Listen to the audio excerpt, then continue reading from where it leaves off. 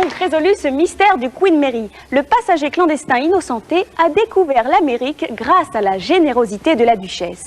Et ils se marièrent, et ils sillonnèrent les mers, car ils adoraient les voyages. Hé Nicolas, c'est fini le Queen Mary. Ah bah oui, c'est fini, oui, évidemment.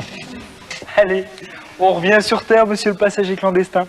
Car une autre enquête est menée par Tic et Tac, les rangers du risque, qui découvrent qu'un énorme électroaimant déroute les oiseaux migrateurs et les attire vers une funeste usine où ils sont transformés en pâté en boîte. Mais grâce aux rangers, ça ne va pas se passer comme ça. Tic et Tac!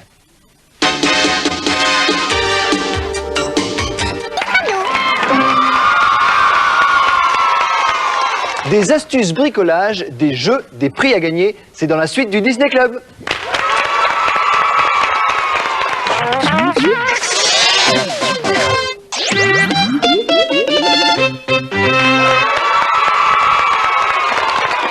Le crayon est l'un de vos meilleurs amis. Et oui, vous le transportez partout, à l'école, dans votre chambre ou même dans vos poches. Alors, je vais vous montrer un petit truc pour les rendre plus gais. On va apprendre à les décorer. Tiens, j'ai à côté de moi Estelle, c'est ça? Quel âge as-tu, Estelle? 10 ans. Alors Estelle, tu vas décorer un crayon avec moi, d'accord? Tu vas faire une petite figure. Alors là, on en a tout plein.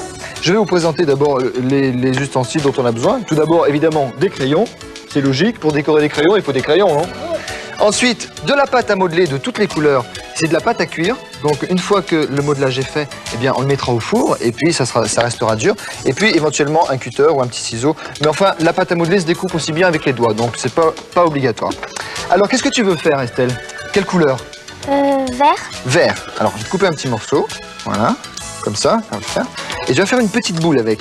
Et moi, je vais en faire un aussi, mais violet. Moi, j'aime bien violet. C'est joli, violet. Tu veux essayer aussi? Non? Tu veux essayer? Alors, on va te donner un blanc, tiens. Je vais faire une petite boule blanche. Voilà. Alors, on fait une petite boule. Voilà. Petite boule. Et ensuite, on prend un crayon. Tiens, tu prends un crayon. Ah bah tu en as un déjà. Tiens, prends un crayon. Voilà. Et on met la boule sur le crayon. Alors ça, c'est si on veut faire une tête. Hein. Si on veut faire un serpent, comme ici, il faut le masser comme ça avec la main, de façon à ce que ça se fasse une petite forme longue. Alors, on installe cette petite boule sur la tête du crayon. Voilà, comme ça. Et ensuite, il suffit d'avoir de l'imagination, de prendre, par exemple, un petit bout de rouge. Hein? Tu saurais faire ça, Philippe, toi? Oh, pourquoi pas, ouais. Pourquoi pas? Pas de problème. On va y mettre des yeux, comme ça. Alors, on peut faire tout ce qu'on veut. Là, par exemple, ça me fait penser à une pieuvre. Alors, si on mettait des petites pattes comme ça, on pourrait faire une pieuvre. C'est pas une mauvaise idée, non? Je vais faire un petit nez jaune. Je vais faire un petit nez jaune. Voilà, hop, pof. Regardez comme il prend forme déjà. Allez. C'est rigolo, non? Comment ça, on dirait un grand-père? On dirait un jeune homme. Et j'ai envie de lui faire un chapeau vert. Un chapeau vert. Alors, je prends un petit bout de verre. Pof, je le mets à plat, comme ça. Voilà. Et je lui fais un petit chapeau. Regardez. Il a un petit chapeau, maintenant. C'est rigolo, non? Et au-dessus de mon petit chapeau, je vais mettre un pompon. Un pompon bleu. Voilà. Il est original, mon petit bonhomme. Hein? C'est un drôle de marin. Tu as fait. Oh, c'est bien. Bah vas-y, serre-toi. Servez-vous. Servez-vous. Regardez comme c'est plus gai. Une fois que ceci est fait, il suffit de le mettre au four pendant 5 à 10 minutes. Vous demandez à maman, hein, vous mettez tout au four, le crayon il tient le coup. Pas trop chaud, bien sûr. Et puis vous aurez donc vos crayons tout décorés, tout prêt pour partir à l'école avec vous. Hein, voilà. Je crois vraiment qu'on peut l'applaudir. Bravo, Nicolas. Mais c'est vrai que lorsqu'on dit crayon, on pense souvent école. Mais non, ne faites pas la grimace et regardez plutôt... Plutôt, oui, regardons plutôt. Mais non, pas plutôt Julie. Je disais donc, regardez plutôt Julie qui a découvert un endroit où l'on peut apprendre un tas de choses en se distrayant. Regardons plutôt. Ben.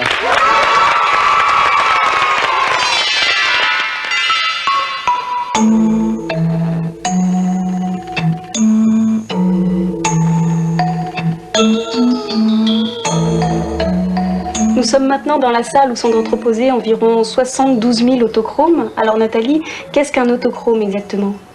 Alors, un autochrome, c'est une photographie en couleur. C'est le premier procédé de photographie en couleur qui a été mis au point en 1908 par les frères Lumière. C'est donc une plaque de verre qui est recouverte d'une émulsion argentique et de grains de fécule de pommes de terre qui permettent de retenir les trois couleurs de base, rouge, vert, bleu. Nous avons choisi des autochromes en fonction des thèmes effectivement qui étaient représentés parmi les 800 autochromes qui ont été rapportés du Japon. Et puis sur le vidéodisque, nous avons mis ceux qui n'avaient pas été sélectionnés, c'est-à-dire les paysages naturels, etc. Parce que donc le vidéodisque que vous avez vu là-bas est destiné à présenter à terme l'intégralité de ces 72 000 autochromes et l'ensemble des films sur cassette, manœuvrables, enfin visionnables à l'aide du robot. Je suis actuellement à la vidéothèque du musée Albert Kahn et je vais visionner un film réalisé par Albert Kahn. Et justement, je regarde dans la liste, je vais en choisir un. Regard sur la Tunisie, le numéro 15. Donc, 15 et envoi. On voit ici le robot qui cherche la cassette. Voilà. Et il charge la cassette dans le magnétoscope.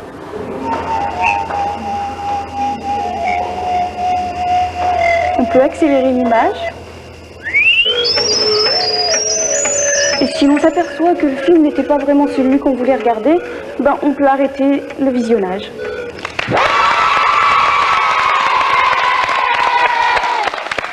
Deuxième indice de notre concours, regardez bien cet instrument.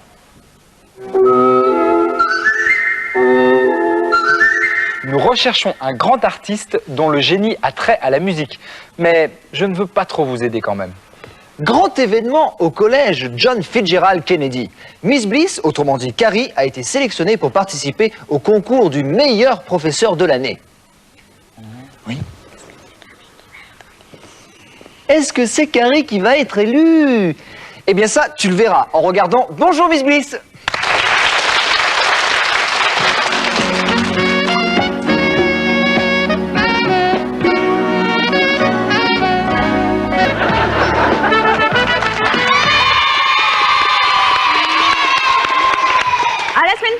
Miss Bliss, et aujourd'hui, c'est moi qui vous propose un jeu. Bah, et moi? C'est pas moi qui joue? Bah, on peut changer de temps en temps. Vous êtes d'accord, les enfants? Oui! Bon. Voici le jeu des pyramides. Et pour ce jeu, il me faut 2 concurrents. Voilà, je les ai rejoints. Alors, bonjour, comment t'appelles-tu? Olivier, Et tu as quel âge? 8 ans et demi. Et toi, comment tu t'appelles? Anthony, Et tu as quel âge? 8 ans et demi. Alors, vous êtes content d'être ici? Ouais. Ouais? Bon, alors on va faire le jeu des pyramides. Et pour ce jeu, vous avez exactement le même nombre d'objets devant vous. Des boîtes à chaussures, des boîtes à conserve, des verres en plastique pour éviter la casse, et puis un classeur, des petits cubes, enfin voilà. Et alors, le jeu consiste à faire la plus haute pyramide. Mais attention, il ne faut pas aller spécialement vite, parce que si tout tombe, c'est perdu. Le but du jeu, c'est la plus grande et la plus haute pyramide. Vous êtes prêts? Vous avez 1 minute. Attention, 1, 2, 3, partez! Allez!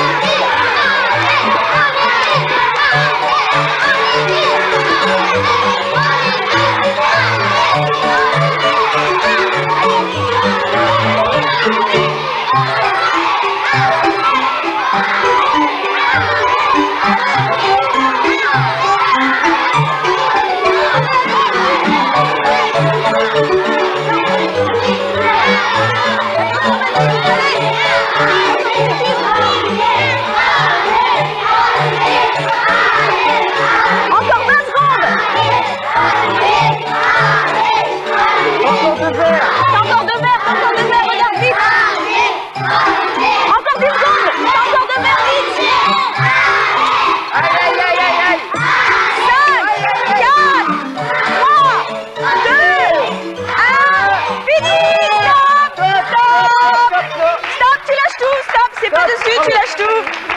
Alors on va regarder. Nicolas, tu regardes de ta petite place là-bas aussi. Bah écoute, moi je vois. Hein.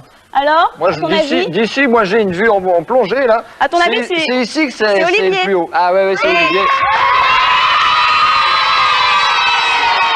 Et oui, c'est Olivier qui a gagné. Bravo Olivier. Alors qu'est-ce qu'il gagne? Eh bien vous allez le savoir tout de suite. Ah, car c'est moi qui remets les cadeaux. Parce qu'on m'a interdit de faire le jeu, alors je remets les cadeaux. Voilà. Olivier, viens. Tiens, tu as gagné une BD et puis une casquette, bien sûr. Une casquette. Paf. Hop. Et Tu la toi, rediras. une casquette. Petite, là. Toi, c'est pas pareil, t'as pas le même cadeau. Lui, il a une BD et une casquette. Et toi, t'as une casquette et une BD. On les applaudit. On les applaudit.